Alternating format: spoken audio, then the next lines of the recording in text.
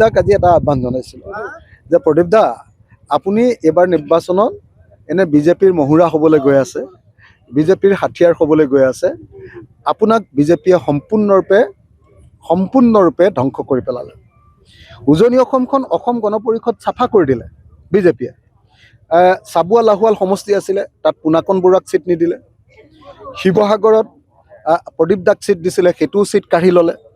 তাৰপাছত দেৰগাঁৱত আপোনাৰ ভৱেন ভৰালীক ছিট নিদিলে। 3খন জিকা ছিট তেওঁলোকে কাঢ়ি ল'লে। অকল টিয়কত কলিয়াবৰ পৰ্যন্ত উজনি অসমৰ 46টা ছিট আছে, 46টা ছিট। 46টা ছিটৰ ভিতৰত মাত্ৰ এখন আসন দিছে টিয়ক। আৰু টিয়কৰ যিজন MLA উঠিছে সেইজন আকৌ অসম গণ পৰিষদৰ সদস্যহে হয়, কিন্তু আচলতে তেওঁ বিজেপিৰ মানুহ, হিমন্ত বিশ্ব শৰ্মাৰ মানুহ। গতিকে হিমন্ত বিশ্ব শৰ্মাৰ মানুহ এজনক ছিট দিয়াৰ বাহিৰে উজনি অসমত আঞ্চলিক দলটোক ধূলিত ছাট কৰি পেলালে।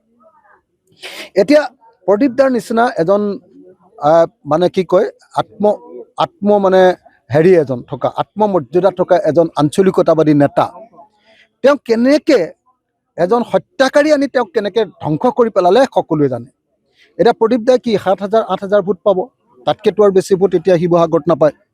গতিকে শিৱসাগৰত ভোট বিভাজন, ভোট কাটাৰ ৰূপেহে প্ৰদীপ দাক বিজেপিয়ে এইবাৰ প্ৰক্ষেপ কৰিছে।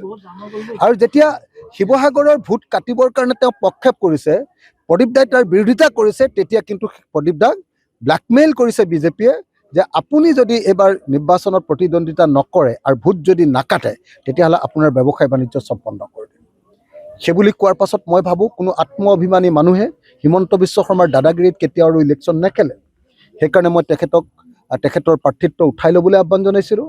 আৰু মই তেখেতক আহ্বান জনাইছিলোঁ যে আত্ম অভিমানী, স্বাভিমানী আমাৰ অসম গণ পৰিষদৰ আঞ্চলিকতাবাদী যিবিলাক সদস্য আছে, তেওঁলোকক যেন প্ৰদীপ দাই পণবন্দী নকৰে, তেওঁলোকক যেন বিজেপিৰ স্বাৰ্থত প্ৰদীপ দাই ব্যৱহাৰ নকৰে।